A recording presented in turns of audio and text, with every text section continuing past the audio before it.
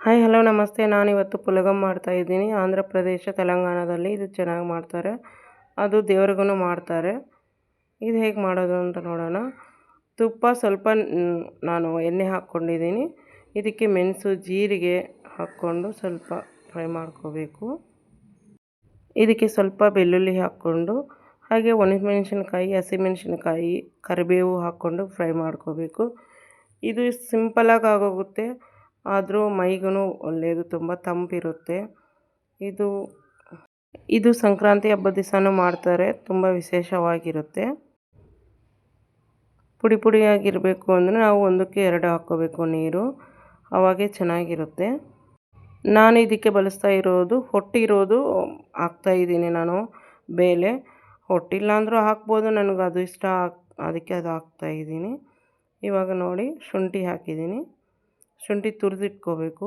Cut ಮಾಡ್ಕೊಂಡು ಹಾಕಿದ್ರೆ ಅವ್ರವ್ರ ಇಷ್ಟ, ಅದು ನಾನು ತುರಿದು ಹಾಕಿದ್ದೀನಿ.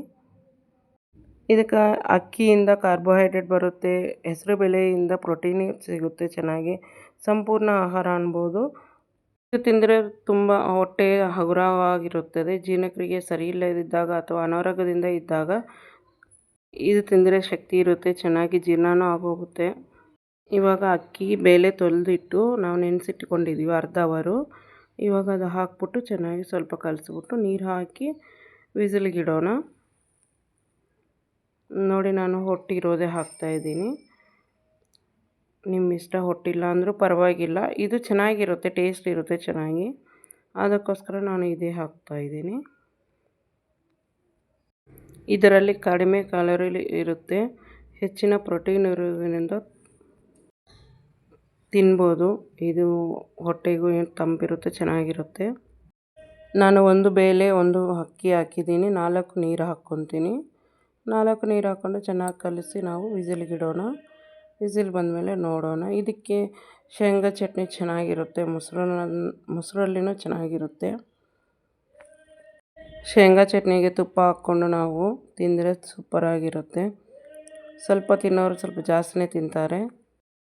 ಅಕ್ಕಿ ಮತ್ತು ಹೆಸರುಬೇಳೆ ಮಿಶ್ರಣವು ದೇಹದಲ್ಲಿ ವಿಷಕಾರಿ ಅಂಶಗಳನ್ನು ಹೊರಹಾಕಲು ಮತ್ತು ಪಿತ್ತವನ್ನು ಸಮತೋಲನೆ ಮಾಡಲು ಸಹಾಯ ಮಾಡುತ್ತದೆ. ಇದು ಪುಲಗಮ್ ರೆಡಿಯಾಗಿದೆ ನೋಡಿ. ಇವಾಗ ಸ್ವಲ್ಪ ಬಿಸಿಯಲ್ಲಿ ನಾನು ಕದಲಿಸ್ತಾ ಇದ್ದೀನಿ, ಅದಕ್ಕೆ ಸ್ವಲ್ಪ ಮೆತ್ತಗೆ ಕಾಣಿಸ್ತಾ ಇದೆ. ಪುಡಿ ಪುಡಿಯಾಗಿರುತ್ತೆ, ತುಂಬ ಚೆನ್ನಾಗಿರುತ್ತೆ ಟೇಸ್ಟ್. ಇದು ನಾವು ದೇವರಿಗೆ ಇಡ್ತೀವಿ. ದೇವರಿಗೆ ಇಡುವಾಗ ನಾವು ಬೆಳ್ಳುಳ್ಳಿ ಅದೇನೋ ಹಾಕೋದಿಲ್ಲ, ಉಪ್ಪು ಹಾಕೋದಿಲ್ಲ, ಮೆಣಸು ಹಾಕೋದಿಲ್ಲ. ಬರೀ ಅದು ಮಾಡಿಬಿಟ್ಟು ನಾವು ದೇವ್ರಿಗೆ ಇಡ್ತೀವಿ.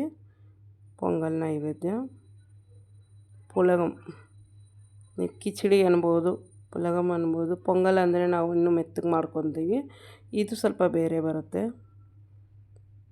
ಇದಕ್ಕೆ ತುಪ್ಪ ಹಾಕ್ಕೊಂಡು ಶೇಂಗಾ ಚಟ್ನಿ ಹಾಕ್ಕೊಂಡು ತಿಂದರೆ ಸೂಪರಾಗಿರುತ್ತೆ. ಒಂದು ಸತಿ ಟ್ರೈ ಮಾಡಿ, ಹೇಗಿದೆ, ನಿಮಗೆ ಹೇಗೆ ಬಂದಿದೆ ಅಂತ ಹೇಳಿ.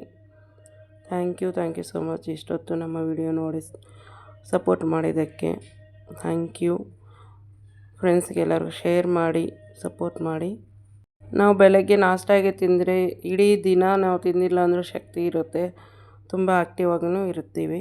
ಒಂದು ಸತಿ ಟ್ರೈ ಮಾಡಿ ನೋಡಿ. Thank you so much.